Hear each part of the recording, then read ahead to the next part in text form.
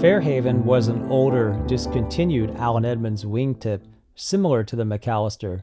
This version of the shoe was made on the 234 last, which is one that I had no previous experience in. That's one reason I was interested in these. As of now in November 2022, this pair represents the oldest in my entire collection, as it was made likely in 1997 according to the stamp. It appears to match the 1997 fall catalog, where they have a description of the burnished bourbon color for the Fairhaven. It's rare that I come across a pair at this age that's almost brand new. It looks like these were worn maybe 1 or 2 times at most, and the insole was in great shape, as there's really no impression at all inside the shoes. But the exterior upper needs a little bit of work, so we're going to do that in this video.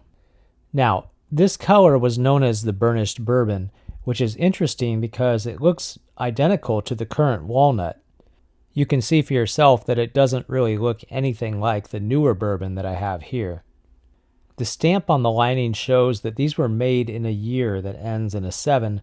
In this case, it's most likely 1997, and as I already said, it matches the catalog. Exploring deep into the insole of the shoes where no normal person would venture, you see that this toe box has those perspiration holes that they used on the older Allen Edmonds shoes.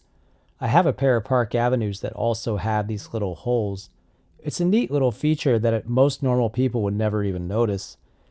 I also noticed that both insoles have at the very end a little stamp that reads E.H. Hall Company Incorporated. I had never heard of this company before, but one of my friends pointed out that this was one of the last vegetable tanneries for leather insoles in America, and this company looks like they used to exist in Pennsylvania but sadly closed around the year 2005. As you can see, the exterior needs a little work, so I'm going to see what I can do to clean them up a little bit.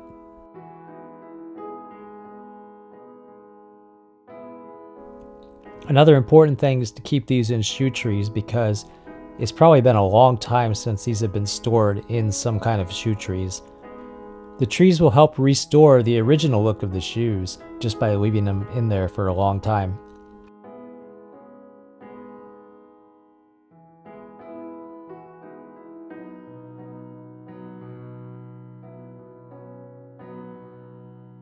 The first step that I take after brushing them is to use a little bit of Bick 4 conditioner on the entire shoe.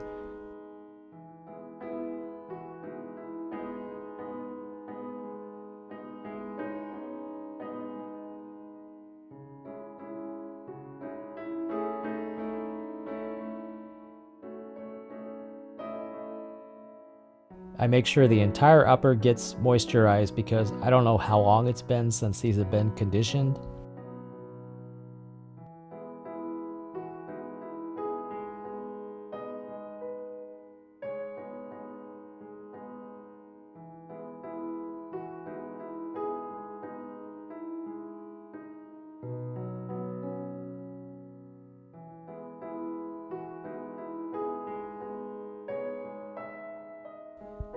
Now, the second step that I'm doing after the Bick 4 is I'm using a little bit of this product called the Conditioner Cleaner, which is by Allen Edmonds. This product is really good if you have a small spot that you're just trying to clean a little bit. You have to be careful with this product because it will remove the original finish a lot of the time, and on some colors it can drastically change them permanently. So I'm just using a little bit on these areas where it's marked up and there appears to be something on the shoe upper that I want to remove.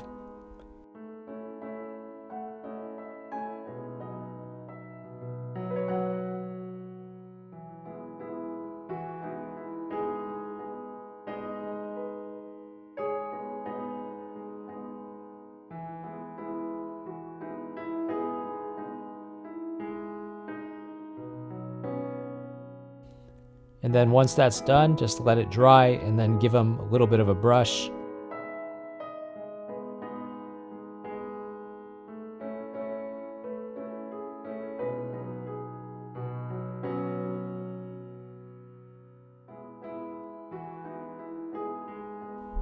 And in this case, it actually worked really well.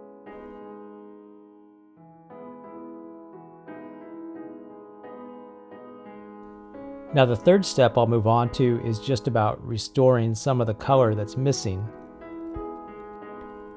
And in this case, I'm just using a little bit of Saphir Cognac cream polish.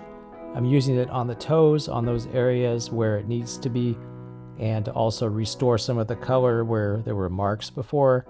There's a couple of areas where there are small scrapes. I use it there to cover up and restore the color.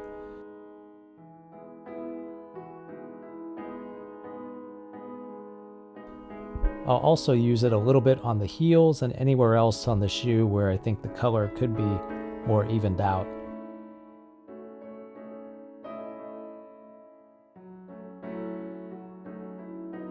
This product worked really well. You don't have to use a lot of it. Just use a little bit as necessary.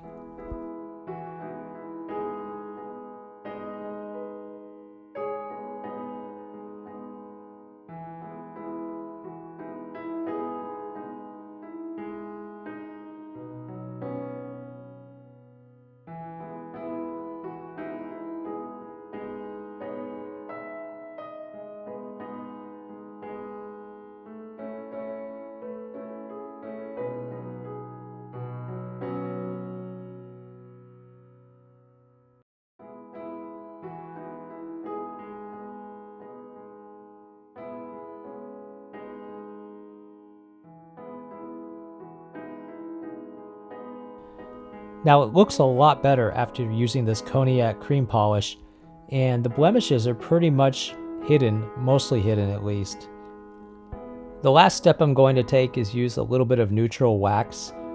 Right now I'm just using a little bit. I added a few more layers of wax that I didn't film.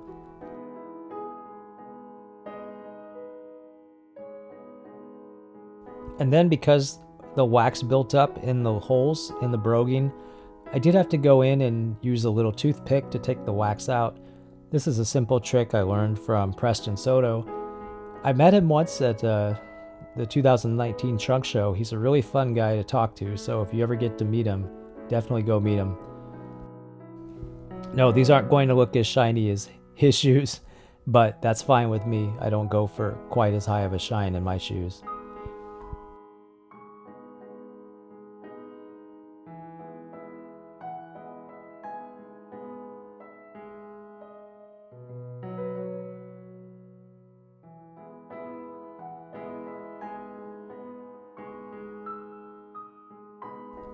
The last thing I did was add a little bit of Allen Edmonds brown edge dressing to the outsole area.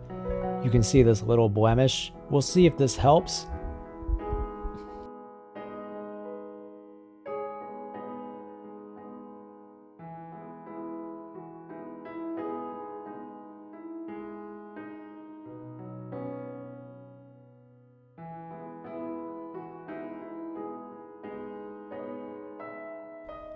And as you can see, it did help a little bit. It helped kind of hide that blemish that was there before.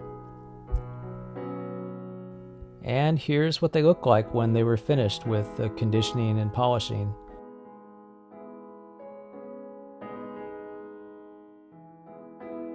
They definitely look a lot better now than they did when I first received them. Now, let's talk about the leather on these. It's a very soft kind of upper. It reminds me a lot of the Allen Edmonds Independence Collection shoes. You can just see how soft it is when I push on it like this and squeeze it. It's very easy on the feet.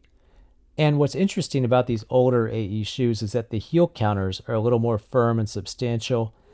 It's a subtle difference you notice with these older Allen Edmonds shoes.